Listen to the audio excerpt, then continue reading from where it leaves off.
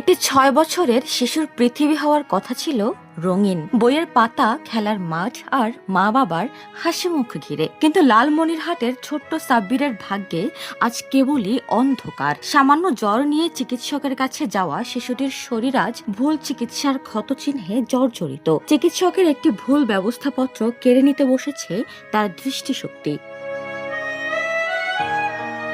লালমনিরহাট সদর হাসপাতালের শিশু বিশেষজ্ঞ ডাক্তার তপন কুমার রায়ের দিকে অভিযোগের আঙুল। পরিবারের দাবি, ডাক্তার তপনের দেওয়া ওষুধের পার্শ্ব প্রতিক্রিয়ায় শিশুটির শরীর প্রথমে পুড়ে যাওয়ার মতো হয়ে যায় এবং পরে ধীরে ধীরে পচন ধরতে শুরু করে। ৬ বছরের নিষ্পাপ সাব্বির রহমান এখন যন্ত্রণার এক জীবন্ত প্রতিচ্ছবি। আমার বাচ্চা তো জ্বর ছিল, এই জ্বরের কারণে ওষুধ লালমনিরহাটে নিয়ে গেছিলাম, ওইখানকার চিকিৎসায় এমন অবস্থা হয়ে গেছে, রংপুরে নিয়ে গেছিলাম, ওইখানে যা হয়তো হয়ে গেছে, শরীরের ঘা, এখন তো চোখে দেখতে পারে না, চোখের সমস্যা। ডাক্তারের কাছ থেকে ওটা ওষুধ নিয়ে আসার পর রাত্রে এক ডোজ খাওয়াই বাচ্চাকে, মানে রাত্রি 9টার দিকে ওষুধ খাওয়ালে 2 ঘন্টা পরেই আর কি শরীরে চুলকানির মতো কিছু একটা র্যাশ ওঠে শরীরে। সকালবেলা আমরা ডাক্তারের কাছে লালমনিরহাট সদর হাসপাতালে নেওয়ার পর সেদিনে মানে ডাক্তারের ভিজিটে ছিল অবশ্য ডাক্তার তপন কুমার, উনি চিকিৎসা দেন। উনি চিকিৎসা দেওয়ার ওখানে চিকিৎসাধীন অবস্থায় 6 দিন থাকার পরেই বাচ্চা মানে ছোট থেকেই মানে গুরুতর অবস্থা ধারণ করে ওখানে। দিনমজুর রবিউল ইসলাম ও সেলিনা আক্তারের আদরের ধন সাব্বির। সামান্য জ্বর হলে তাকে নেওয়া হয় সদর হাসপাতালে। ডাক্তারের ভুল সিদ্ধান্তে সাব্বিরের শরীর একের পর এক ঘা তৈরি হতে থাকে। চিকিৎসকরা জানিয়েছেন, ভুল চিকিৎসার প্রভাবে সাব্বিরের দুটি চোখের দৃষ্টিশক্তি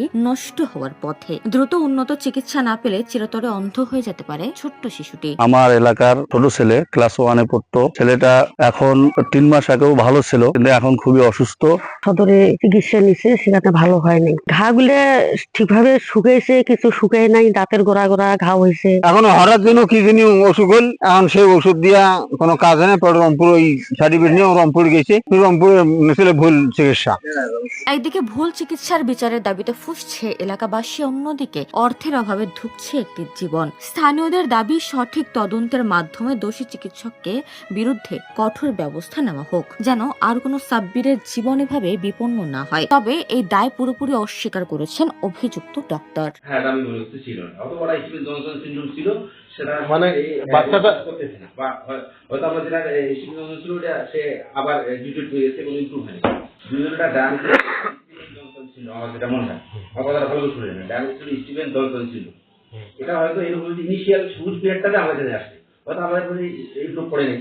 একটা পেশেন্টের অভিযোগ যে আমি এই অবস্থায় নিয়ে গেছি আমার এই সদর হাসপাতালে, তিনি ট্রিটমেন্ট ঠিক মতো করেন নাই, তিনি সদর হাসপাতালে ট্রিটমেন্ট দেন না ঠিক মতো, তিনি বাইরে যেখানে তার চেম্বার করেন, যে কোনো ক্লিনিকে, যে কোনো ডায়াগনস্টিক সেন্টারে, সেখানেই তিনি ভালো ট্রিটমেন্ট দেন। আজকে আমার এই বাচ্চার অবস্থার জন্য ডক্টর তপনই দায়ী। কুমার রায়, সোনালী নিউজ।